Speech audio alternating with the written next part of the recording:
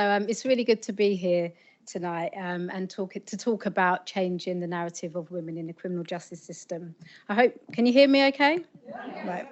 So my name is Tanya and I'm co-chair to Clean Break Board alongside my co-chair Alison Frater, who cannot be here tonight. So before my co-chair role, I was a trustee for 7 years. My relationship with Clean Break started in 2008 when I worked at Women in Prison on a project with Clean Break and the students, whom we now call members.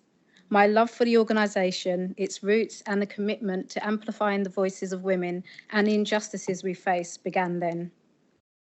Prior to joining the board, I had never imagined it was a place for me.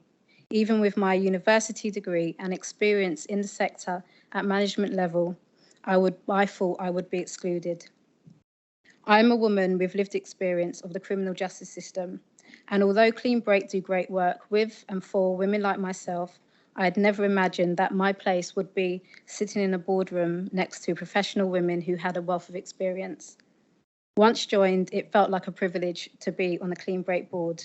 But in recent years, I have better understood how much of a privilege it is for Clean Break to have me and other women like me with lived experience in the boardroom.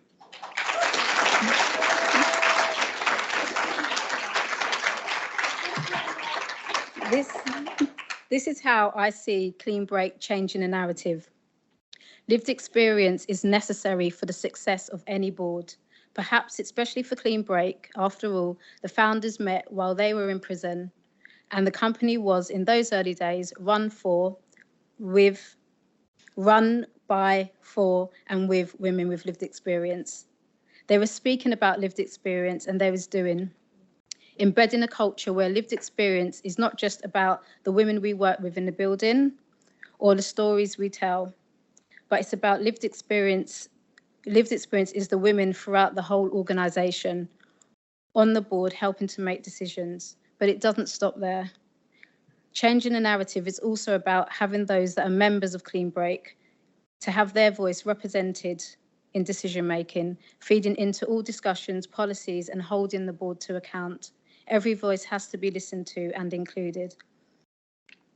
Through the artistic work, seeing members and member artists performing on stage, writing plays, and taking on roles such as stage management challenges the portrayal of women.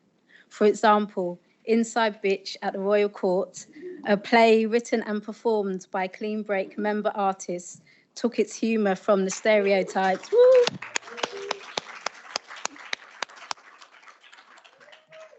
Took its humour from the stereotypes about women in prison. It parodied dramas like Orange is the New Black and Bad Girls, made the audience laugh. And then the actors told the stories, the real narrative. They were beautiful and moving. The narrative landed squarely away from fetishization of women and firmly on the side of women who had committed non-serious crimes, yet ended up incarcerated.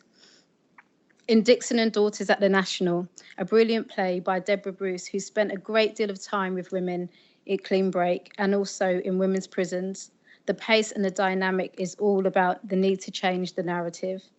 The impact of abuse, including coercive control on a family, highlights how women who are abused feel shame and how they are often blamed and how the impact can be felt in future generations.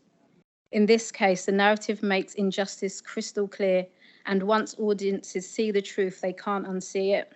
The momentum will, I'm sure, shift the blame and the shame by creating a culture where women are heard. And if you haven't done so already, the play is on until the 10th of June, so please go and see it. But make no mistake, prison has devastating and lasting effects on people's lives. Almost any sentence is a life sentence, and most women should not be there. The narrative about change is all about women. Clean Break's work shows that where patriarchy and misogyny continues, the power imbalance and the abuse of power affects all women.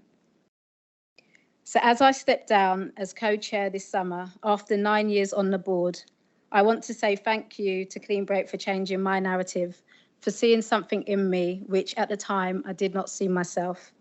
I appreciate the value you place on the lived experience of us who have survived a system that was never built for us. Our voices and our stories are important, and I'm confident that you will continue to change the narrative with and for us.